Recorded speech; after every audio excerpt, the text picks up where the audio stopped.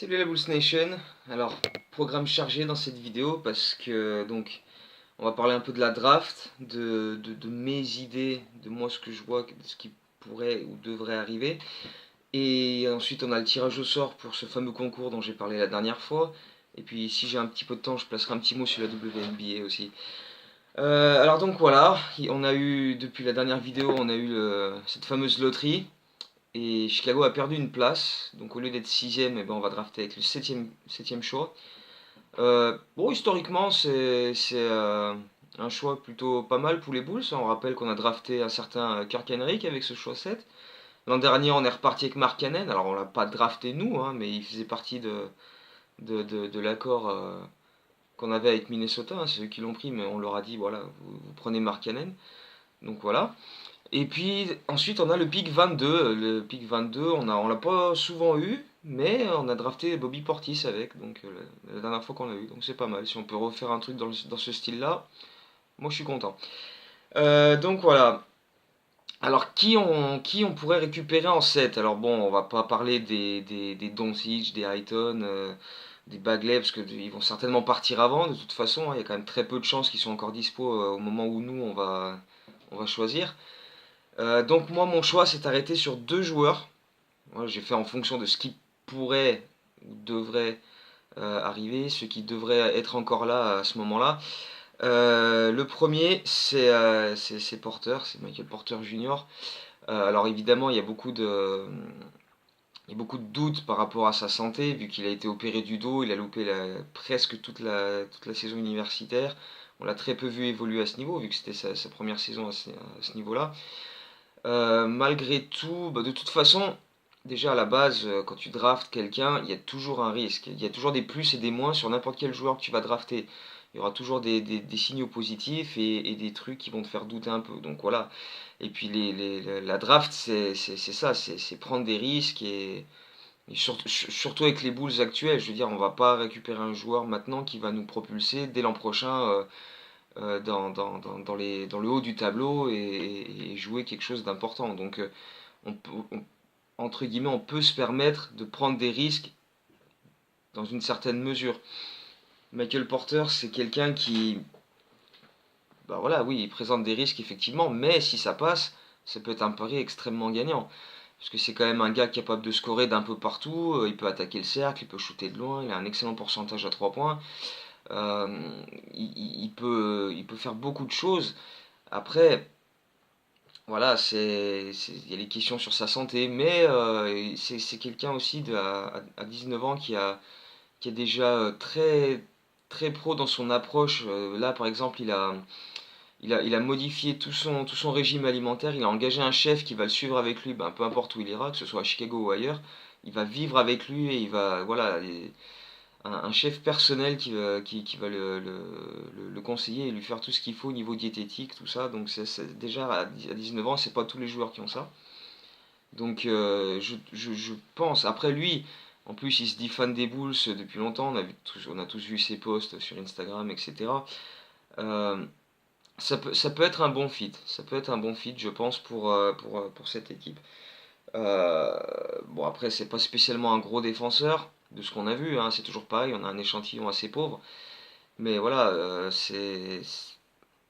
il peut être quelqu'un d'assez complémentaire avec Mark Cannon offensivement. Je pense que les deux peuvent combiner plutôt bien.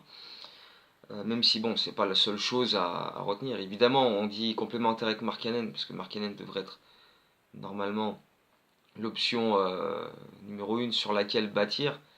Même si la vigne est toujours dans le coin, mais bon, est-ce que les Bulls vont vraiment lui faire confiance? Ça, c'est autre chose. Toujours est-il que voilà, ce Porter, s'il est encore dispo quand ce sera à nous de choisir, ça peut être une bonne chose. L'autre joueur que j'avais en tête, dans un poste complètement différent, mais qui peut être, pourquoi pas, autant voire plus complémentaire avec Mark Cannon pour le coup, c'est Wendell Carter Jr. Parce que lui, il est plus complet. Alors lui aussi, il a 19 ans, même s'il en paraît 45, il a une tronche, on dirait.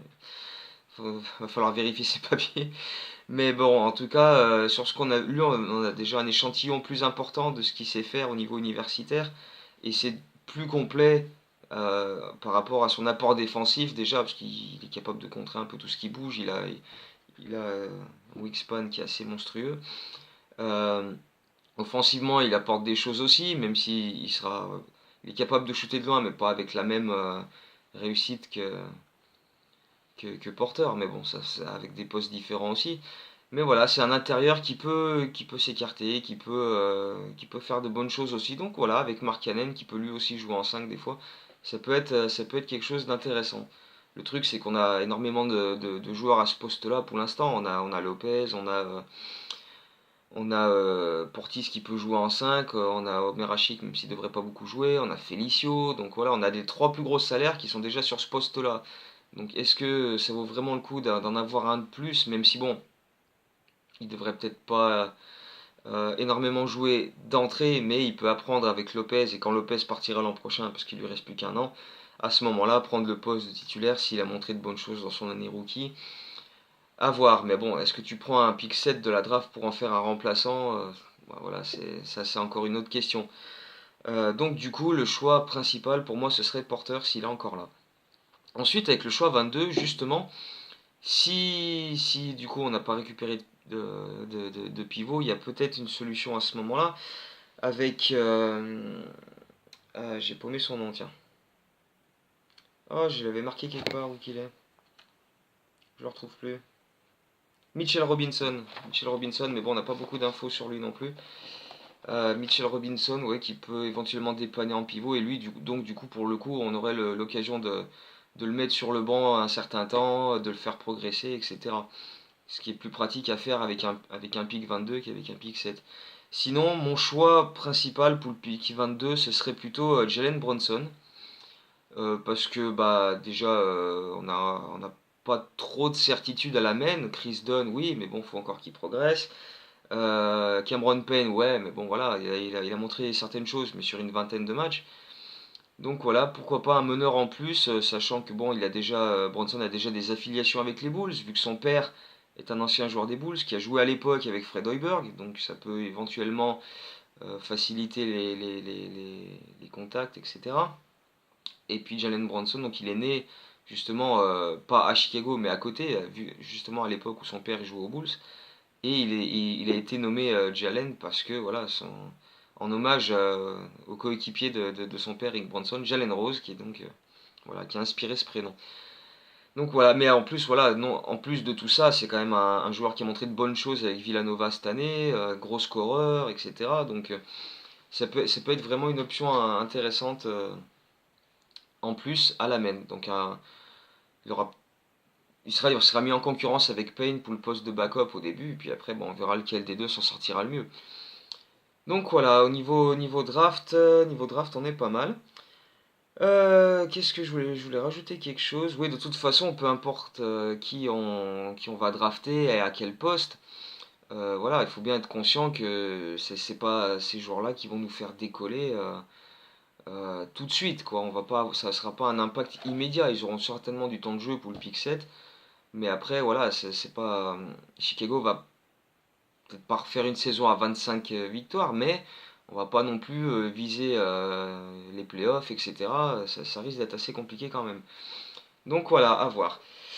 Voilà, c'est l'heure du tirage au sort. Alors, bon, finalement, on avait dit les 50 premiers, mais j'ai que 17 noms là-dedans, hein. Il n'y en a que 17 qui ont fait tout ce qu'il y avait à faire. Donc, c'est parti. Je touille. Donc, le vainqueur, oui, donc je rappelle quand même. Le vainqueur gagne un lot de 3 cartes qui sera attribué par All Star Shop 26. Donc vous pouvez le retrouver sur Twitter. Je mettrai tout ça en lien dans la vidéo. Mais voilà, donc le vainqueur, celui qui est sur ce petit papier, voilà, faudra contacter All Star Shop 26 par MP et pour tous les détails pour la livraison, etc. Donc le vainqueur,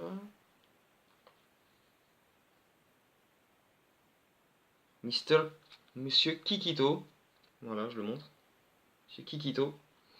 Donc voilà, je mettrai ça en lien dans la vidéo, etc.